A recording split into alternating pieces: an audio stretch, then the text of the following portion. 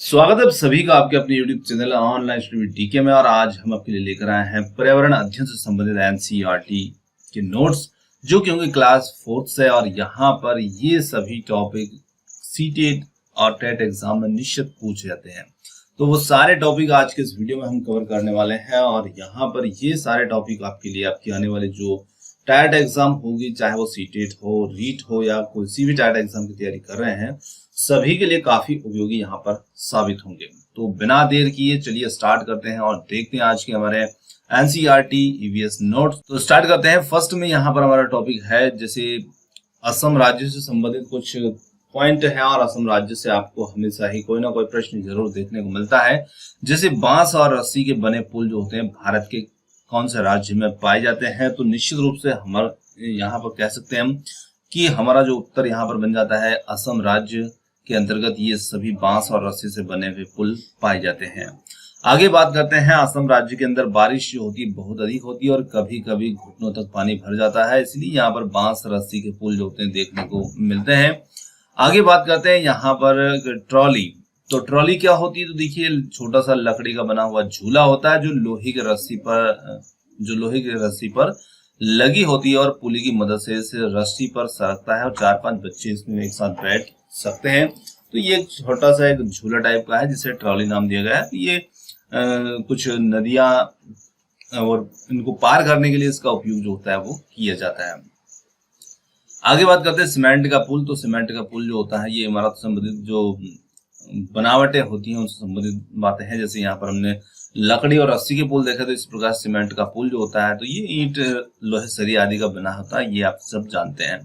आगे बात करते हैं यहाँ पर वल्लम की। वल्लम क्या होती है, तो वल्लम केरल में नदी पार करने के लिए प्रयोग में लाई जाने वाली लकड़ी की बनी नाव होती है और जो छोटी होती है, और उसी को कहा जाता है वल्लम।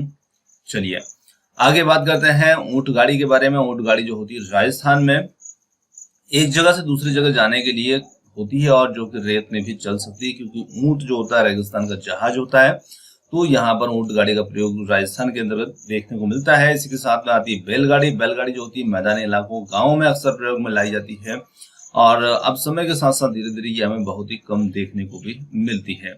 आगे यहाँ पर बात करते हैं जुगाड़। तो जुगाड़ क्या होता है, आगे से मोटर बाइक की तरह दिखती है और पीछे से लकड़ी के फट्टों से बनी होती है। तो ये एक प्रकार के जुगाड़ है जिससे पर्यावरण के अंदर पार्ट होता है। जहां पर एक व्यक्ति इस प्रकार के जुगाड़ बनाता है तो ये उसी संबंधित पॉइंट है। चलिए आगे बात करते हैं। घने जंगलों में भी दिन का समय भी अंधेरा होता है और सन्नाटे में जो पक्षी, जानवर आदि होते हैं इनकी सभी की आवाज सुनाई देती है। आगे यहाँ पर आता है बर्फ पर पैर जमाते हुए हमें ध्यान से चलना चाहिए, क्योंकि ताजी बर्फ में पैर धंस जाते हैं और अगर बर्फ जमी हुई हो तो पैर फिसल भी सकते हैं। तो देखिए ताजी बर्फ और जो पहले से जमी बर्फ, दोनों में अंतर क्या है कि ताजी बर्फ में पैर धंस सकता है, इसी के साथ में यदि बर्फ जमी हुई तो उस पर पैर फिसल सकता है। तो इस प्रकार से हम यदि ऐसे बर्फीले इलाके में चल रहे हैं तो वहां पर हमें इन बातों का ध्यान रखना चाहिए। आगे बात करते हैं। यहाँ पर उत्तराखंड में उबड़ खाबड़ पथरीले रास्ते होते हैं और ये वहां पर देखने को मिलते हैं उत्तराखंड के अंतर्गत। आगे यहाँ पर बात करते हैं पक्षी संबंधित एक फैक्ट है, जैसे कि पक्षियों के कान दिखते नहीं है लेकिन उनके सिर के दोनों तरफ छोटे छोटे से छेद होते हैं और ये पंखों से ढके रहते हैं और इन्हीं की मदद से पक्षी जो होते हैं वो सुनते हैं। तो इस प्रकार से जिस प्रकार से हमारे कान जो होते हैं बाहर दिखाई देते हैं, इस प्रकार से हमें पक्षियों के कान दिखाई नहीं देते हैं, परंतु 2 छोटे छोटे छेद वहां पर होते हैं। आगे बात करते हैं छिपकली के भी छोटे छेद जैसे कान होते हैं जो बहुत ध्यान से देखने पर हमें दिखाई देते हैं।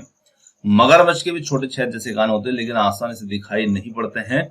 आगे बात करते हैं जानवरों के जो खाल पर डिजाइन होते हैं या उनके शरीर पर बाल होने के कारण होते हैं, और जो डिजाइन होती है वहां जानवरों के लिए एक प्रकार का अनुकूलन भी होता है, क्योंकि जिस प्रकार के जलवायु वातावरण में पाए जाते हैं उसी के अनुरूप वहां पर ये चीजें इन पर होती है।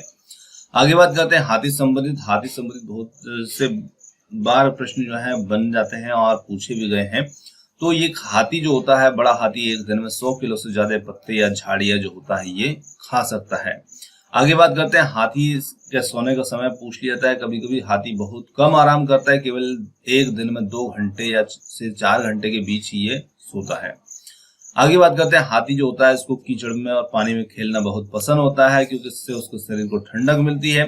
हाथी के कान पंखे जैसे होते हैं और गर्मी लगने पर हाथी अपने कान हिलाकर भी हवा कर लेता है।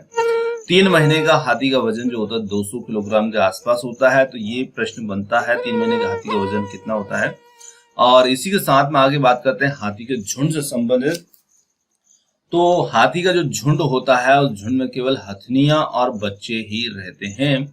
इसी के साथ में झुंड की सबसे बुजुर्ग हथनी ही पूरे झुंड की नेता होती है। मतलब वहां पर वरिष्ठता बुजुर्ग हथनी को दी जाती है।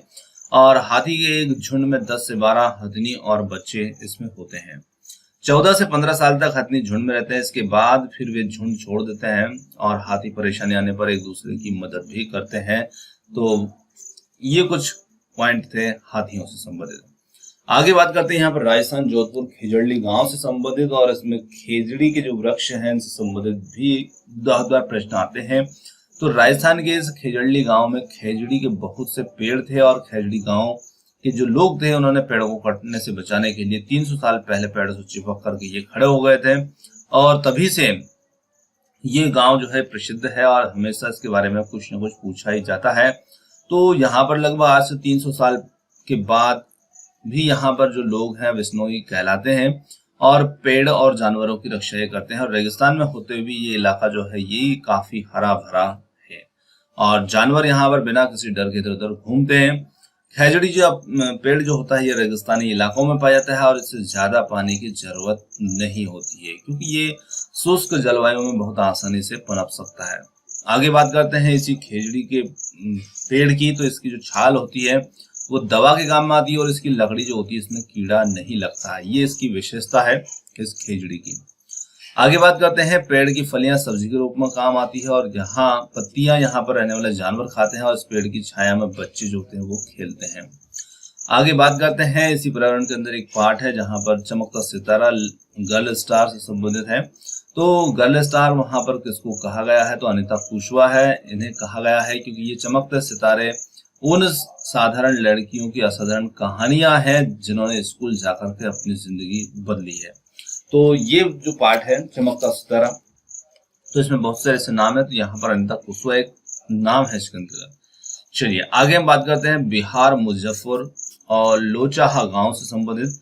तो यहाँ पर इस इलाके में जो होते हैं लीची के पेड़ बहुत पाए जाते हैं और लीची के जो फूल मधुमक्खियों को बहुत लुभाते हैं, इसलिए क्षेत्र के लोग मधुमक्खी पालन करके शहद बनाने का काम भी करते हैं। मधुमक्खी पालन का सरकारी कोर्स भी होता है। इसी के साथ में इनका जो सबसे उपयुक्त समय होता है मधुमक्खी पालन के लिए वो होता है अक्टूबर से दिसंबर महीने का, क्योंकि अक्टूबर से दिसंबर महीने में मधुमक्खी के अंडे देने का समय होता है और मधुमक्खी पालन शुरू करने का भी उपयुक्त समय ये माना जाता है।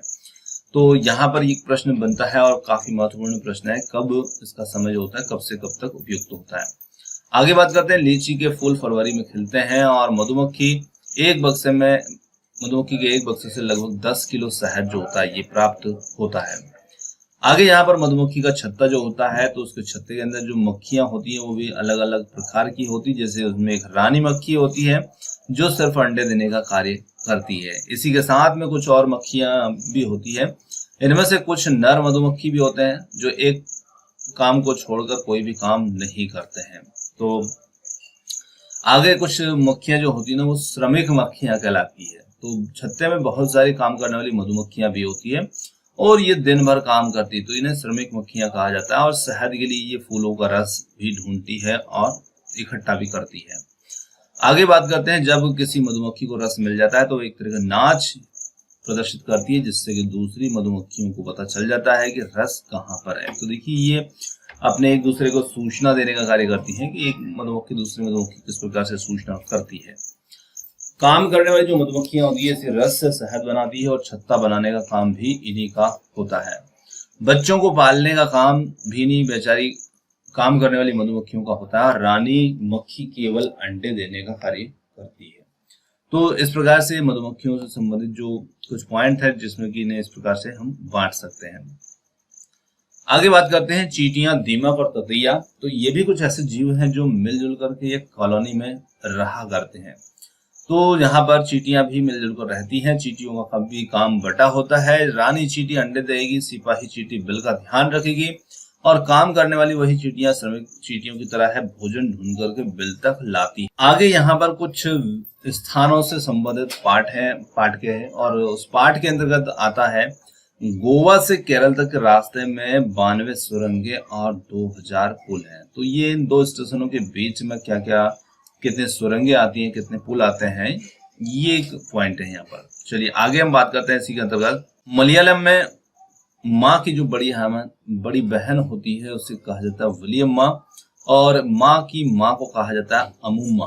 तो इस प्रकार से मलयालम के अंतर्गत किस प्रकार से किसको हम संबोधन करते हैं, किस प्रकार से हम पुकारते हैं। केरल में पानी के इधर उधर जाने के लिए फेरी का इस्तेमाल किया जाता है। और आगे बात करते हैं, यहाँ पर आंध्र प्रदेश में लोगों का एक विशेष समूह एक विशेष कैंप लगाता है। इस कैंप के द्वारा कम उम्र की शादीशुदा लड़कियों को फिर से स्कूल भेजने में मदद की जाती है।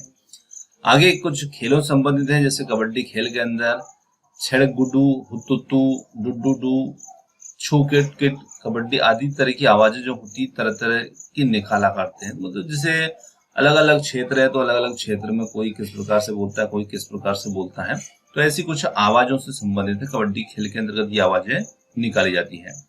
आगे बात करते हैं, यहाँ पर कर्णम मल्लेश्वरी संबंधित भी यहाँ पर आता है। और पॉइंट, और कर्णम मल्लेश्वरी आंध्र प्रदेश में रहने वाली एक वेट लिफ्टर है जो अब तक वह 130 किलोग्राम तक वजन उठा लेती है। और भारत के बाहर कर्णम मल्लेश्वरी ने 29 मेडल जीते हैं, और इनके पिताजी जो हैं ये पुलिस में हवलदार भी हैं। आगे यहाँ पर है उत्तराखंड जो है कि पहाड़ों के बीच फूलों की घाटी स्थित है। और ये आपने सुना, ये हमेशा प्रश्न आता है कि फूलों की घाटी जो है वो कहाँ पर स्थित है।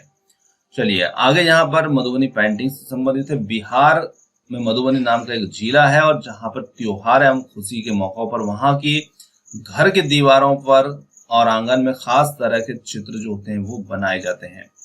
चलिए, और ये यहाँ पर जो पेंटिंग होती है मधुबनी, ये चित्र पीसे हुए चावल के घोल में रंग मिलाकर के बनाए जाते हैं। और इन रंगों को बनाने के लिए नील, हल्दी, फूल के पेड़ों के रंग आदि का इस्तेमाल इसमें होता है।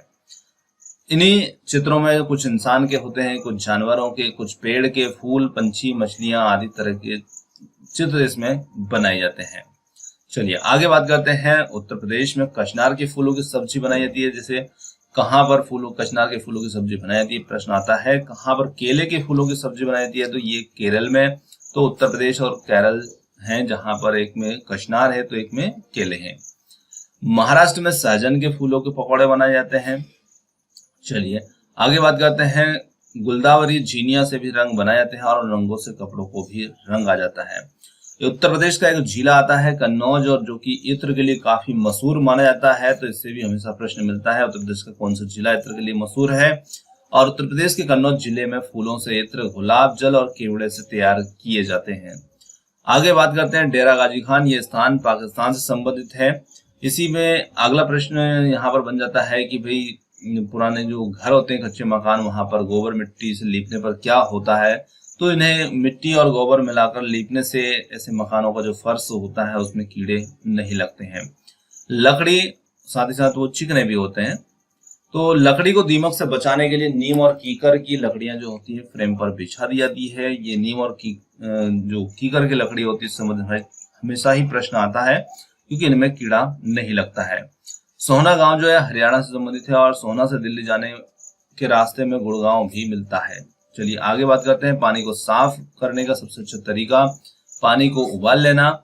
वेलवनी का गांव जो है कर्नाटक से संबंधित है। इसी के साथ में आगे बढ़ते हैं। जुलाई के महीने में प्याज उगाने का काम शुरू होता है, तो ऐसा नहीं है, जुलाई के महीने में भी प्याज उगाया जा सकता है, पर वो नासिक प्याज होता है। देखिए प्रश्न कभी कभी में से लगता है कि जैसे गलत हो, पर थोड़ा सा एक स्थिति को देखा जाए तो बरसात के समय में भी बहुत सारे लोग जो होते हैं प्याज को उगाते हैं, पर वो नासिक प्याज होता है। और एक जिसे हम गर्मी के टाइम पे भी उगाते हैं, जब जनवरी फरवरी के महीने से हम लगाना शुरू करते हैं। सब क्षेत्र में अपने अपने हिसाब से एक समय होता है, तो कुछ प्याज उधर लगाया जाता है और कुछ बरसात में भी लगाते हैं, जिसे हम नासिक की वैरायटी कहते हैं। चलिए, तो सिर्फ ऐसे जुलाई के महीने पर ही सीमित ना रखिएगा, ऐसे कि प्याज उगाने का काम जो जुलाई के महीने में होता है। जनवरी दिसंबर के महीने में भी लगाए जाते हैं। चलिए आगे बात करते हैं। खूंटी की मदद से खेत की मिट्टी को नरम किया जाता है। कर्नाटक में हल को कुरीगे कहा जाता है। इसी के साथ में कुछ पौधे जो होते हैं बिना बोए खेतों में अपने आप ही हो जाते हैं, जिन्हें हम खरपतवार कहते हैं। इसी के साथ में खरपतवारों को खेतों से निकालना जरूरी होता है, नहीं तो सारा खाद पानी खरपतवार ही ले लेते हैं और फसल जो होती है वो कमजोर हो जाती है। अगर प्याज को समय से ना खोदा जाए तो वह जमीन के अंदर ही सड़ जाती है। तो निश्चित रूप से अगर प्याज को समय से नहीं खोदेंगे तो जमीन के अंदर ही सड़ने लग जाएगी। कर्नाटक में हसिया को इलगे कहा जाता है। और यहाँ पर अगला काफी महत्वपूर्ण पॉइंट है गिजू भाई बधेगा से। गिजू भाई जो थे गुजरात में रहते थे और बच्चों के लिए मजेदार किस्से, कहानी, पत्र आदि लिखा करते थे। इसी के बाद यहाँ पर आते हैं कुछ पक्षियों से संबंधित महत्वपूर्ण जानकारी के साथ में, जैसे कलचिड़ी जो होती है इंडियन रॉबिन भी कहा जाता है। और कलचिड़ी के घोंसले में पौधों की नाजुक टहनी में बनाती है। जड़ें, ऊन, बाल, रुई आदि सब इसमें बिछा दे करके ये अपना घोंसला तैयार करती है। कलचिड़ी की जो चोंच होती है अंदर से लाल होती है। कलचिड़ी छोटे छोटे कीड़े को खाती है। तो इस प्रकार से इनसे संबंधित थे। बात करते हैं कौवे से संबंधित। तो कौवे के घोंसले लोहे के तार, लकड़ी की शाखाएं जैसी चीजें इसके घोंसले में शामिल होती हैं। और इसी के साथ में कोयल जो होती है अपना घोंसला नहीं बनाती है और अपने अंडे कोयल जो होती है वो कौवे के घोंसले में दे देती है, ताकि जो कौवा है वो अपने अंडों के साथ कोयल के अंडों को भी सेता है। इसी के साथ में कभी कभी कोयल कौवा के अंडे को फेंक देती है और अपने अंडे रख देती है, जिन्हें कौवा जो है वो अपने समझ करके सेता है। इसी के साथ में एक और काफी महत्वपूर्ण प्रश्न बनता है कि कौन पेड़ की ऊंची डाल पर घोंसला बनाता है। देखिए ये प्रश्न हमेशा आपको कंफ्यूज कर सकता है, क्योंकि इसमें कंफ्यूजन कहाँ पे आती है। अब मैं यहाँ पर आपको एक प्रश्न नया यहाँ पर बना करके दिखा रहा हूँ। सबसे ऊंचे पेड़ पर घोंसला कौन बनाता है? तो एक तो ये प्रश्न बनता है कि जहां पर सबसे ऊंचा पेड़ है उस पर घोंसला, और एक है पेड़ की ऊंची सबसे ऊंची डाली पर घोंसला कौन बनाता है। तो देखिए दोनों प्रश्न में अंतर है। सबसे ऊंचे यदि हम पेड़ की बात करते हैं, ठीक है ना, सबसे ऊंचे पेड़ पर घोंसला कौन बनाता है, तो वहां पर आएगा उत्तर हमारा जो चील होती है वो वहां पर घोंसला बनाती है। और यदि हम पेड़ की सबसे ऊंची डाली की बात करते हैं तो उसमें आता है कौवा, ठीक है ना। तो इस प्रकार से दोनों को ध्यान जरूर रखिएगा। फाख्ता जो होता है ये कैक्टस के कांटों के बीच मेहंदी के पेड़ में अपना घोंसला बनाता है। आगे बात करते हैं गौरैया जो होती है अलमारी के ऊपर आईने के पीछे भी अपना घोंसला बना लेती है। गौरैया जो चिड़िया होती है। और कबूतर जो होते हैं ये पुराने मकान, खंडर आदि में अपना घोंसला जो होता है ये बनाते हैं। इसी के साथ में बसंत गौरी जो है ये गर्मियों में पेड़ों में टुक टुक करते रहती है और पेड़ों के तने में गहरा छेद बना करके अपने अंडे उसमें रखती है। दर्जन चिड़िया जो होती है अपनी नुकीली चोंच से पत्तों को सी लेती है और उसके बीच बनी थैली में अंडे देने के लिए तैयार करती है। आगे बात करते हैं शकरखोरा की। तो शकरखोरा ये किसी छोटे पेड़ की झाड़ी या लटकती डाली पर अपना घोंसला जो होता है बना लेती है। शकरखोरा जो होता है ये अपना घोंसला बाल, बारीक पतली टहनी, सूखे पत्ते, रुई, पेड़ की छाल के टुकड़े, मकड़ी के जाले, कपड़ों के चिथड़े आदि से ये बनाता है। आगे यहाँ पर बात करते हैं नर वीवर पक्षी जो होते हैं ये अपने घोंसले बनाते हैं। चलिए आगे बात करते हैं मादा वीवर जो पक्षी होता है वो नर वीवर के बनाए हुए घोंसलों को देखती है और उनमें से जो सबसे अच्छा लगता है उसमें वो अंडे देती है। चलिए पक्षी जो होते हैं कि अंडे देने के लिए घोंसला बनाते हैं और जब अंडों से बच्चे निकल जाते हैं तो वो घोंसला छोड़ करके उड़ जाया करते हैं। तो इस प्रकार से वो अपने घोंसलों का उपयोग करते हैं। घोंसला छोड़ करके पक्षी अलग अलग जगहों पर चले जाते हैं, जैसे पेड़ है, जमीन है और पानी में। इस प्रकार से जैसे जो पक्षी जहां पर रहते हैं वहां पर। गाय की हम बात करते हैं। गाय के आगे दांत पत्तों को काटने के लिए छोटे होते हैं और घास चबाने के लिए पीछे के दांत चपटे और बड़े होते हैं। इसी के साथ में बिल्ली के दांत जो है नुकीले होते हैं, जो मांस को फाड़ने और काटने का कार्य भी करते हैं। सांप के दांत जो होते हैं ये भी नुकीले होते हैं और वह अपने शिकार को चबाकर नहीं खाते बल्कि पूरा निगल जाते हैं, क्योंकि ये जैसे चूहे वगैरह ऐसे जो कीट होते हैं या कोई भी ऐसे छोटा जानवर जिसको निगल सकते तो उन्हें निगल जाते हैं। गिलहरी के दांत की बात करते हैं। इससे हमेशा प्रश्न आता है गिलहरी और चूहे के दांत से। ये हमेशा बढ़ते रहते हैं क्योंकि गिलहरी के दांत काटने और कुतरने के कारण ही हमेशा घिसते रहते हैं, नहीं तो वो बड़े हो जाते हैं। इसी के साथ में पर्यावरण शिक्षा केंद्र अहमदाबाद में है। गंदा पानी पीने से दस्त और हैजा हो सकता है। और आगे बढ़ते हैं, दस्त या उल्टी में शरीर का सारा पानी बाहर निकल जाता है, इसलिए पानी की कमी को पूरा करने के लिए थोड़ी थोड़ी देर में पानी पीते रहना चाहिए। और गाजर घास की जो जड़ें होती बहुत मजबूत होती है, इन्हें खुरपी से खोद करके निकाला जाता है। घास का पौधा जितना जमीन के ऊपर होता है उससे कहीं ज्यादा जमीन के अंदर फैला होता है, तो ये गाजर घास की बात यहाँ पर की जा रही है। बरगद के पेड़ की लटकने उसकी जड़ें होती है और वो टहनियों से निकलती है और बढ़ते बढ़ते जमीन के अंदर चली जाती है। तो ये अवस्तंभ शाखाएं होती हैं जो बरगद के तने से निकलती है और नीचे लटकती हुई जमीन में चली जाती है और एक स्तंभ के रूप में वो खड़ी रहती हैं। तो बरगद की लटकन वाली जड़ें मजबूत खंभों की तरह पेड़ों को सहारा देने का कार्य करती है। इसी के साथ में काफी अगला पॉइंट है, यहाँ पर आप कोई भी हरा पेड़ नहीं काट सकते, भले आपने ही उसको लगाया हो, क्योंकि पेड़ काटने के खिलाफ कानून है और अतः इसके लिए आपको सरकारी दफ्तर से लिखित में जो अनुमति होती है वो लेनी पड़ती है। ठीक है ना, तो ये नकल निकली लिखा है, तो ये अनुमति समझ लीजिएगा उसको। आगे बात करते हैं रेगिस्तानी ओक के पेड़ से। इससे हमेशा प्रश्न आता है, रेगिस्तानी ओक का जो पेड़ होता है ऑस्ट्रेलिया के रेगिस्तान में पाया जाता है और इसकी ऊंचाई जो होती है 11 से 12 फीट होती है और पत्तियां जो होती है इसकी बहुत ही कम होती है। इस रेगिस्तानी ओक के पेड़ की जड़ें 200 से 300 फीट की गहराई तक जाती है और जब तक कि वो पानी तक ना पहुंच जाए वो तब तक आगे बढ़ती रहती है। और इस पेड़ की विशेषता होती है कि इसके तने में पानी जमा होता रहता है। जब कभी इस इलाके में पानी की कमी होती है तो वहां के लोग इसके तने के अंदर पतला पाइप डाल करके निकाल लिया करते हैं। तो इस प्रकार से रेगिस्तानी जो है काफी महत्वपूर्ण है। बिहू का त्योहार, यह असम में चावल की नई फसल काटने के बाद में मनाया जाने वाला त्योहार है। इसी के साथ में भेला घर जो है, असम में घास और बांस से बना हुआ घर जो होता है उसे भेला घर के नाम से जाना है। उरुका, बिहू से पिछले दिन की जो शाम होती है उसे उरुका कहा जाता है। बोरा व चेवा चावल दो प्रकार के होते हैं जो पकने के बाद चिपचिपे हो जाते हैं और इसे असम में खाया जाता है। इसी के साथ में चेवा चावल, तो ये ताव कढ़ाई में को आग में रखकर उसमें पानी उबालेंगे और भीगे हुए चावल से भरी हुई कढ़ाई इस पर रख देंगे और केले के पत्तों से ढक देंगे। थोड़ी देर बाद चेवा चावल खाने के लिए तैयार हो जाते हैं। इसी के साथ में कुछ व्यंजन, जैसे असम में चाय के साथ पीठा दिया जाता है। अब पीठा होता क्या है, तो बना हुआ केक है जो भारत के असम, उड़ीसा और पश्चिम बंगाल में ज्यादातर खाया जाता है। बिहू जो त्योहार होता है इसमें औरतें पीले रंग के कपड़े पहनती है, लड़कियां रंग बिरंगी मेखलाएं चादर पहनती है और भात सुक्तो, चावल और रसे वाली जो सब्जी होती है उसे भात सुक्तो के नाम से जाना जाता है। पोचमपल्ली जो कि आंध्र प्रदेश का एक जिला है और इस जिले के अधिकतर लोग बुनकर हैं। मलयालम में चिटप्पन पिता का छोटा भाई जो होता है और कुंजम्मा पिता के छोटे भाई की जो पत्नी होती है। केरल में मसालों का बगीचा है। मसाले जो है केरल से संबंधित होते हैं। धन्ना मंडी गांव जो राजौरी जम्मू कश्मीर में है। और यहाँ पर एक छोटा सा पॉइंट जो है, ये परेड से संबंधित, सेना की जो टुकड़ी है उससे संबंधित है कि जब परेड होती है तो पीछे 4 टुकड़ी चलती है और पूरी परेड में 36 निर्देश देने होते हैं। लद्दाख में माँ को आमाले, पिता को आबाले कहा जाता है।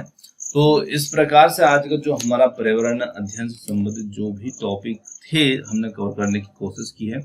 और यहाँ पर आज का हमारा वीडियो यही समाप्त करते हैं। और वीडियो आपको कैसा लगा कमेंट्स करके जरूर बताइएगा। वीडियो पसंद आया तो वीडियो को लाइक, शेयर और चैनल को सब्सक्राइब करना मत भूलिएगा। आपने समय दिया उसके लिए बहुत बहुत धन्यवाद। Thanks for watching. मिलते हैं जल्द ही एक और नए किसी अगले वीडियो के साथ। धन्यवाद।